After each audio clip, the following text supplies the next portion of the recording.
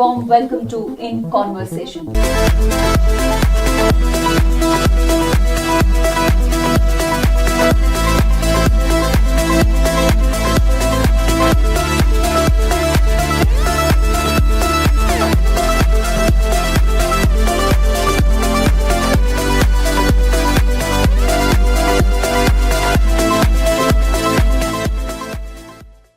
नमस्कार, आदाब, सत श्री अकाल and a very warm welcome to in conversation.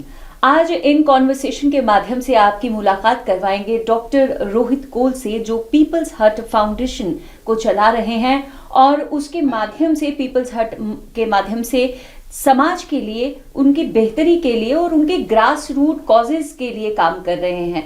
Doctor साहब, आपका बहुत बहुत स्वागत है इन कॉन्वर्सेशन में। थैंक यू बिंदिया जी। सारी टाइम्स नाउ की टीम का, न्यूज़ नाउ की टीम का मैं दिल से धन्यवाद करता हूं कि आपने इस काबिल समझा कि आज स्टूडियो में हमें बुलाया, और आशा करते हैं कि बहुत अच्छे से हम बता पाएंगे कि किस तरीके के इनिशिएटिव्स जो हैं पीपल्स हट फाउंडेशन जो है चला रहा है। बिल्कुल, हम ज़रूर जानना चाहेंगे और हम अपने दर्शकों को ये ज़रूर बताना चाहेंगे कि पीपल्स हट फाउंडेशन जो है, उन्होंने मिलकर के, इनके सदस्यों ने मिलकर के कोविड के दौरान पे, जब फर्स्ट पीक और सेकंड पीक थी, तो उस दौरान पर पीपल्स हट फाउंडेशन के माध्यम से एक ऐसा इनिशिएटिव शुरू किया गया जो कि पूरी वर्ल्ड वाइड ही फिर फेमस हो गया। और उसकी जो शुरुआत थी वो पीपल्स हट फाउंडेशन ने की थी, और वो काम था कुक्ड फूड पहुंचाना कोविड पेशेंट्स के घर तक, कोविड पेशेंट्स को हॉस्पिटल तक। और ये कुक्ड फूड की जो मुहिम है, ये शुरू की थी पीपल्स हट ने और पीपल्स हट फाउंडेशन के द्वारा डॉक्टर रोहित कोल ने।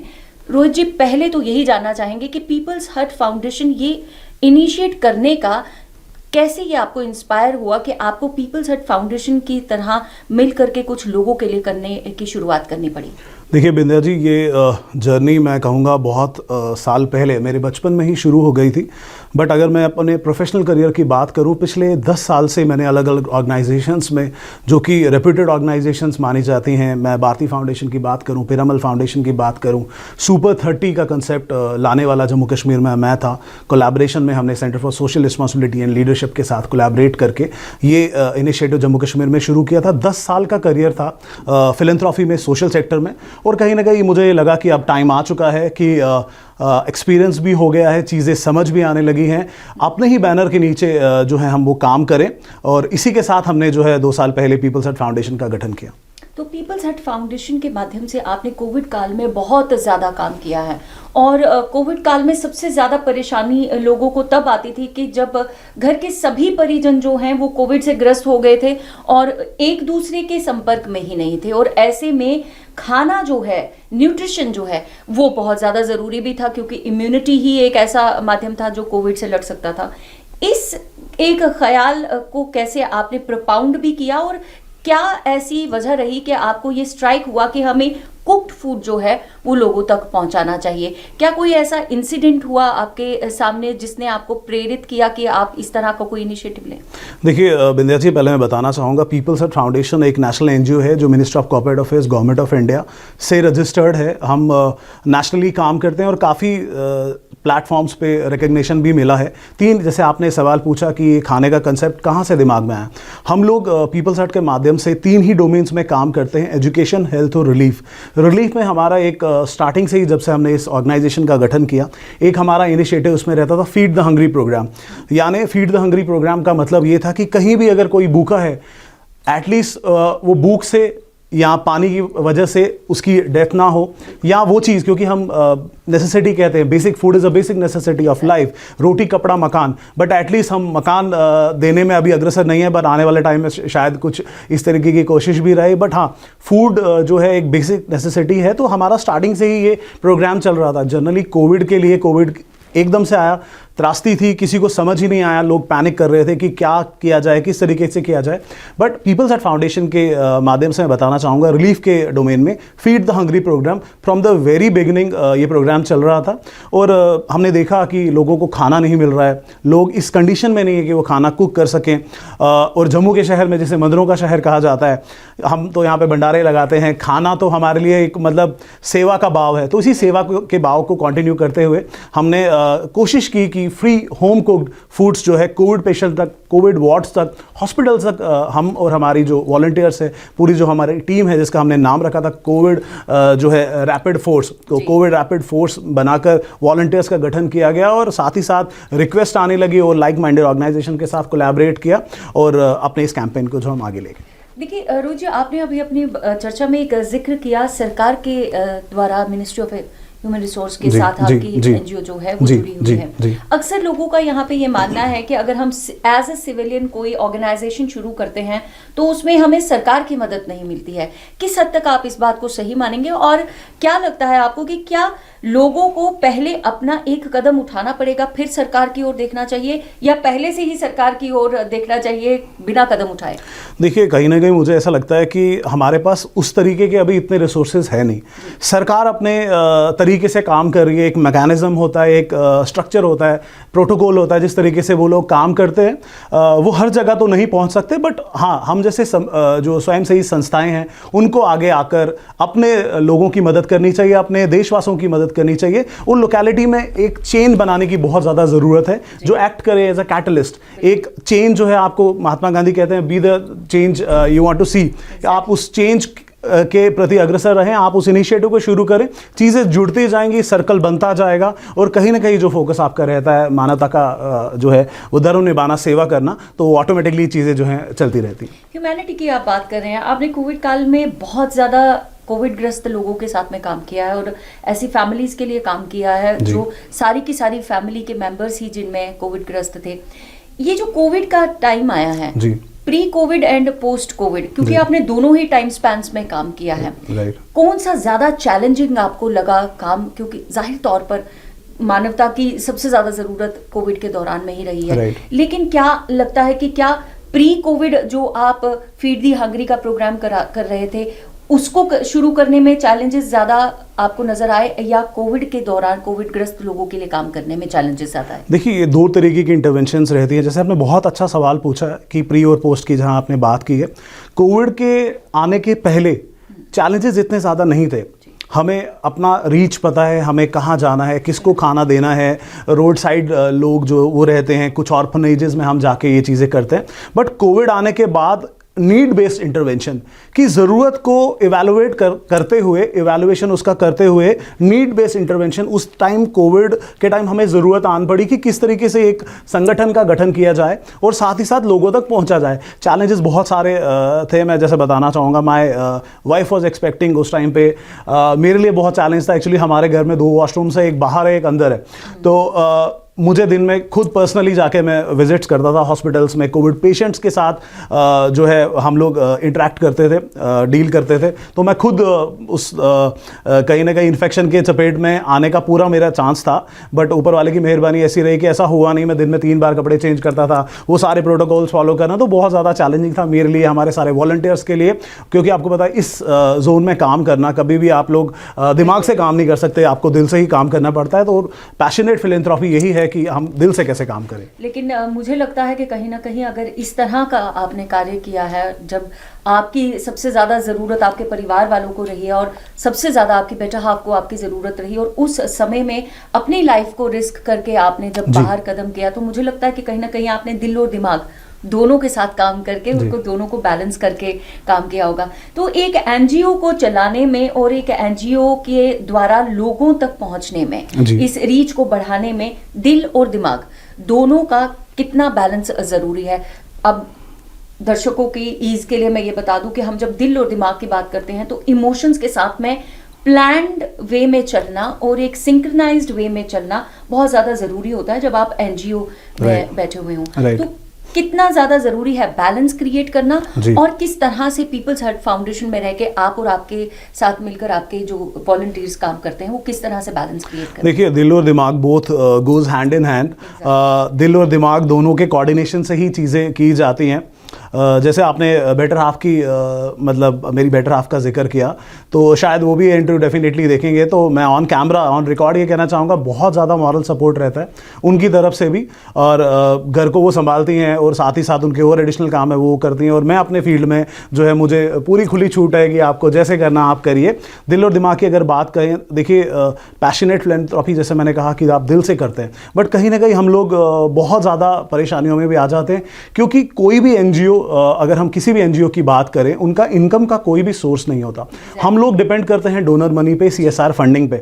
अगर डोनर्स हमारे पास डोनेशंस नहीं देते हैं या वो कैश में या काइंड में हमें सपोर्ट नहीं करते हैं, हमारे लिए बहुत ज़्यादा जो है सिचुएशन बहुत ज़्यादा मुश्किल हो जाती है, क्योंकि स्वयंसेवी संस्था है, किसी तरीके का कोई अर्निंग नहीं है, डिपेंडेंसी पूरी डोनेशंस पे, और दिल ये कहता है कि हम लोग काम करें, सब तक पहुँचे, रिसोर्सेज ना होने की वजह से कहीं ना कहीं जो है वो कुछ चीज़ें जो हैं डॉट्स जो हैं वो रह जाते हैं। तो आशा करते हैं कि आने वाले टाइम में ऐसी चीज़ें ना आए और हम बेहतर तरीके से जो है काम करें। रिसोर्सेज जनरेट करने की जो बात है, एक एनजीओ के लिए खास तौर पर ज़रूरी है कि उनको किसी न किसी तरीके से रिसोर्सेज मिलते रहें, क्योंकि काम इस तरह का होता है, और अगर आप एक कदम उठाते हैं तो आगे के 4 कदम और उठाने के लिए आपके जरिए बन जाते हैं। इतनी इमेंस प्रॉब्लम्स यहाँ पर फंसी हुई हैं कि आप एक प्रॉब्लम को सुधारने की कोशिश करते हैं तो 4 और आके सामने खड़ी हो जाती हैं, फिर आपका मन करता है कि आप उन 4 को भी सॉल्व करें। तो रिसोर्स जनरेशन और रिसोर्स रीजेनरेशन, इसमें आपको क्या लगता है कि सिटीजन पार्टिसिपेशन ज़्यादा होनी चाहिए या गवर्नमेंट पार्टिसिपेशन ज़्यादा होनी चाहिए? देखिए, पहले तो मैं ये कहूँगा कि कोई भी ऑर्गेनाइजेशन का आप गठन करते हैं, उसको रजिस्टर करते हैं, आपको अपना फोकस ज़रूर पता होना चाहिए, अपना डोमेन पता होना चाहिए। ऐसा नहीं है कि आप एक एनजीओ शुरू करें और आप उसमें 10 चीज़ें शुरू कर दें। आप उतना ही करें जिसका आप तजुर्बा रखते हैं, जिसका आप एक्सपर्टीज़ रखते हैं, वही काम करें जो आपको लगता है कि आप बहुत अच्छे से कर सकते हैं। जैसे मैंने पीपल्स हार्ट फाउंडेशन के बारे में बताया, तो 3 ही डोमेन्स में हम लोग काम करते हैं, एजुकेशन, हेल्थ और रिलीफ।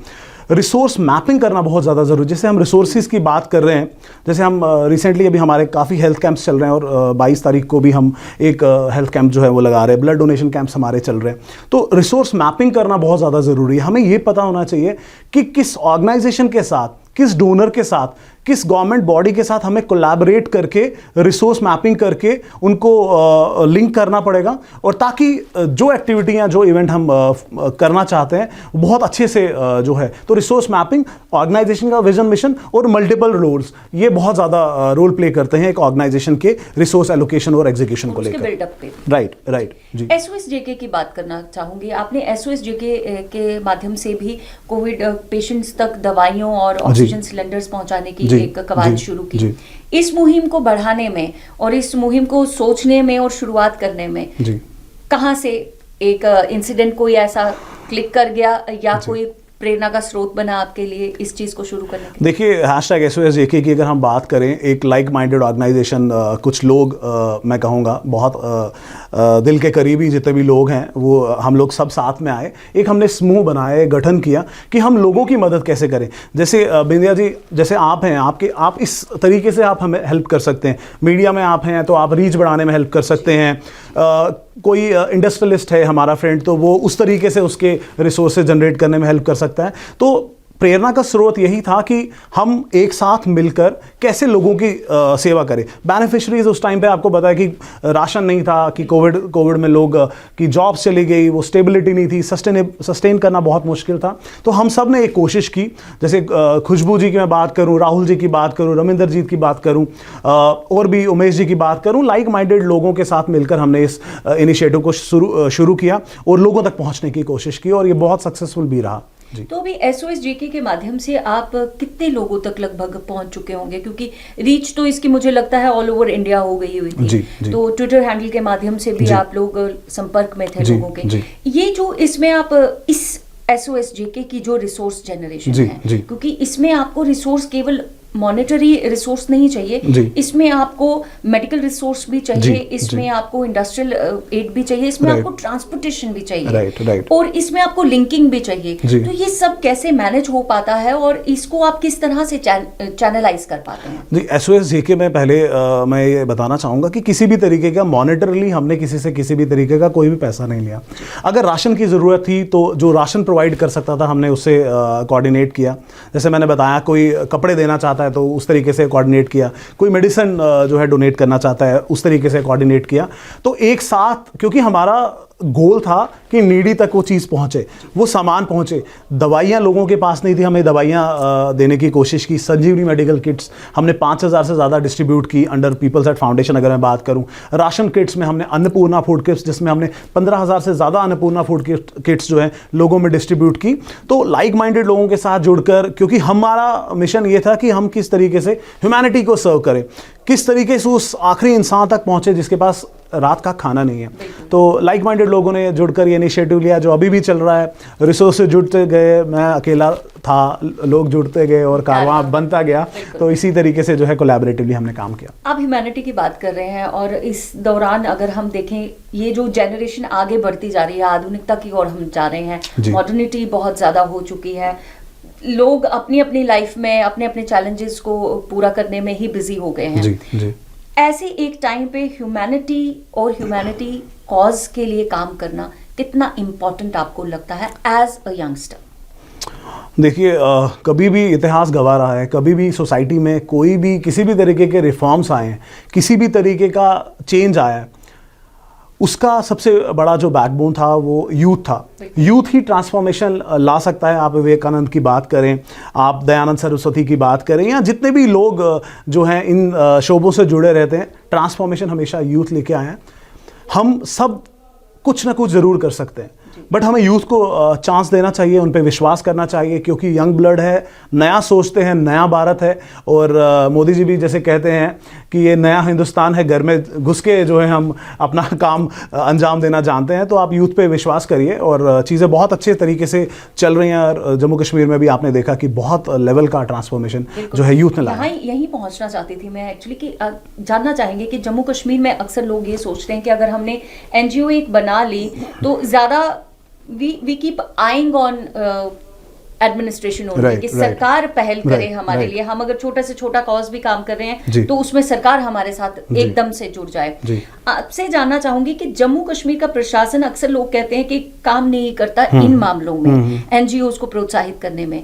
क्या जम्मू कश्मीर के प्रशासन की सोच थोड़ी बदली है इन दिनों, पोस्ट एब्रोगेशन ऑफ 370 या पोस्ट कोविड, या इससे पहले भी सेम सोच थी और आज भी यही सोच है?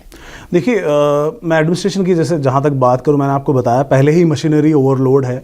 इस तरीके का काम जो कर रहे हैं बहुत काबिल तारीफ़ है। मैं किसी को के लिए भी ऐसा नहीं कहूँगा कि वो काम नहीं कर रहे हैं। अपने तरीके हैं, अपने प्रोसेसेस हैं, काम करने का तरीका है। बट हाँ, जहाँ तक सपोर्ट की बात है, थोड़ा मुझे लगता है एक वीक लिंक है, एनजीओज़ को प्रमोट करना चाहिए। खासकर देखिए आज की डेट में अगर आप किसी को डोनेशन भी देते हैं या किसी तरीके से एनजीओ पे कनेक्ट करते हैं, उसकी क्रेडिबिलिटी ज़रूर चेक करें, उसका रजिस्ट्रेशन ज़रूर चेक करें कि क्या ये एनजीओ किसी गवर्नमेंट बॉडी, देखिए 3 ही तरीके से आप एनजीओ बना सकते हैं। या तो आप सेक्शन 8 कंपनी बना सकते हैं, या आप ट्रस्ट बना सकते हैं, या आप सोसाइटी बना सकते हैं। उसको चेक करें क्या वो गवर्नमेंट रजिस्टर्ड है, उसकी क्रेडिबिलिटी क्या है, क्या कुछ एक्टिविटीज़ उन एनजीओज़ ने की है, क्या बुक कीपिंग है, क्या डोनेशन जो आ रही है उसका कोई रिकॉर्ड है, क्या वो ऑडिट जो है ऑडिट बॉडी के अंडर आता है। ये सारी चीज़ें इसको ध्यान रखिए। और साथ ही साथ मैं कहूँगा, क्योंकि मैं एडमिनिस्ट्रेशन की बात करूँ, बहुत क्लोजली जुड़ा हूँ, हमारा रेड क्रॉस का भी मैं मेम्बर हूँ। तो रेड क्रॉस में भी हमारे अंशुल गर्ग जी हैं, बहुत सपोर्ट रहता है उनका भी, इनिशिएटिव्स वो भी अपने एंड से करते रहते हैं, हम भी अपने एंड से करते रहते हैं। बट हाँ, मैं ये ज़रूर ऑन कैमरा जो है मैं इस चीज़ को एक्सेप्ट करूँगा, एक वीक लिंक है।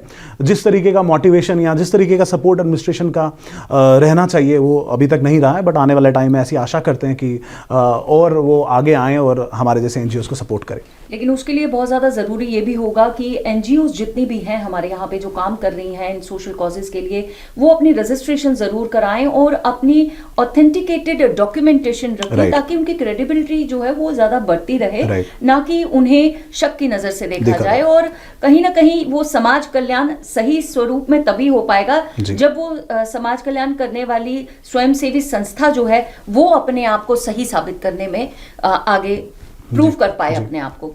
तो रोहित जी, आप एक मैनेजमेंट के स्टूडेंट रहे हैं, एक मैनेजमेंट के स्कॉलर रहे हैं।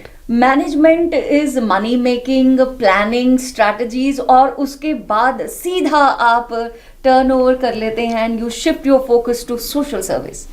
ये ट्रांसफॉर्मेशन कैसे हुई? जी एक्चुअली बहुत मेरे दिल को छूने वाला सवाल आपने पूछ लिया है। तो जैसे आपने कहा कि मैं स्कॉलर रह चुका हूँ मैनेजमेंट, मैंने कई बुक्स भी लिखी हैं पब्लिक पॉलिसी पे, CSR पे, जो आपको सभी प्लेटफॉर्म्स पे इजीली अवेलेबल हो जाएंगी। मैंने एक्चुअली, मैं आपको बताऊं, मैंने MBA किया कुरुक्षेत्र यूनिवर्सिटी से, और जब मैं वहाँ से वापस आया जम्मू में, तो I started my career with HDFC bank. मैंने सिर्फ 6 दिन मैं HDFC बैंक में काम कर पाया कि मैंने सोचा शायद मैं इस चीज़ के लिए नहीं बना हूँ। तो वो बहुत ट्रांसफॉर्मेशन था। वो 7 दिन मुझे सोचने पे ये मजबूर कर दिए कि मुझे कहाँ जाना है, मेरा करियर मुझे कहाँ लेके जाना है। क्योंकि दिल से मैं एक सोशल वर्कर था, पढ़ाई से मैं एक जो है मैनेजमेंट स्टूडेंट था। तो मैंने सोचा कि परस्यू करूँ मैनेजमेंट में करियर, बट शायद ऊपर वाले को कुछ और ही मंजूर था। He has different plans. तो उन्होंने ही मुझे लग रहा है ऊपर वाले ने एक दिशा दिखाई कि हम समाज सेवा की तरफ जो है जाएँ। तो जैसे मैंने आपको बताया 8 से 10 साल मुझे इसी सोशल सेक्टर में हो गए। जैसे मैंने आपको बताया कई ऑर्गेनाइजेशंस के साथ, रेप्यूटेड ऑर्गेनाइजेशन के साथ मैंने काम किया, और पैशन यही था, एक फोकस यही था कि सोशल सेक्टर को ही परस्यू किया जाए। मेरे पास आज भी बहुत ऑफर्स हैं जहाँ टीचिंग के लिए मुझे कहा जाता है। क्यों था ये रुझान जो सोशल वर्क की ओर, ये क्यों था? देखिए, मैं आपको बताऊं, हमारी फैमिली से ही मुझे लगता है कि कहीं ना कहीं मतलब ऐसा इस तरीके का इंस्पिरेशन मिलता है। मेरे दादू ही वॉज अ मार्टियर, वो पुलिस में थे और जिन्होंने देश के लिए शहादत दी। तो उन्हीं से शायद वो फ्लो आज तक जो है वो चला आ रहा है, और हम देश सेवा के लिए हमेशा जो है आगे आकर काम करना चाहते हैं। और वो कहीं ना कहीं वो पैशन वो ब्लड में ही था, अंदर की आवाज़, जैसे हम कहते हैं कि एक अंदर से आवाज़ आती है कि मुझे अच्छा करना है। और आज भी मैं घर से ये निकलता हूँ तो मैं ये ज़रूर सोचता हूँ कि मुझे एटलीस्ट आज किसके लिए भला करना है, किसका अच्छा करना है। तो शाम को जब मैं सो जाऊं तो मुझे एक नींद जो है वो खुशी की नींद आई, सेटिस्फेक्शन की नींद आई कि एटलीस्ट मैं किसी के लिए कुछ कर पाया हूं। तो वही किसी के लिए कुछ करने की भावना ही जो है मुझे इस सेक्टर में जो है लाने के लिए, मैं कहूँगा, मजबूर किया। और आज मैं बहुत खुशनसीब हूँ कि इस सेक्टर में मुझे 10 साल से ज़्यादा हो गए। रोहित जी, आखिर में आपके जैसे युवाओं को, और प्रतिभावान युवा मैं कहूँगी, ऐसे युवाओं के लिए आपका क्या संदेश होगा? देखिए, जाते जाते मैं ये ज़रूर कहना चाहूँगा कि अपने ड्रीम्स को परस्यू करिए। आप में वो शक्ति है, वो परमपिता परमेश्वर ने जिनका अंश है आप में, आप वो सब चीज़ कर सकते हैं। सिर्फ एक दृढ़ निश्चय की ज़रूरत है, आत्मविश्वास की ज़रूरत है, और सही संकल्प की ज़रूरत है। डेडिकेशन, डिटर्मिनेशन एंड डिसिप्लिन, अगर ये चीज़ें आप में हैं, कोई भी काम आप मानिए, एवरीथिंग इज़ पॉसिबल। ऐसा कोई भी काम नहीं है जो नामुमकिन है। और माता पिता की सेवा करिए, क्योंकि उन्होंने आपको जन्म दिया है। उनका कर्ज मुझे लगता है कि आप कभी भी चुका नहीं सकते हैं। उनकी सेवा करिए, अपने खुशहाल ज़िंदगी की कामना करिए, और अपने पैशन को परस्यू करिए।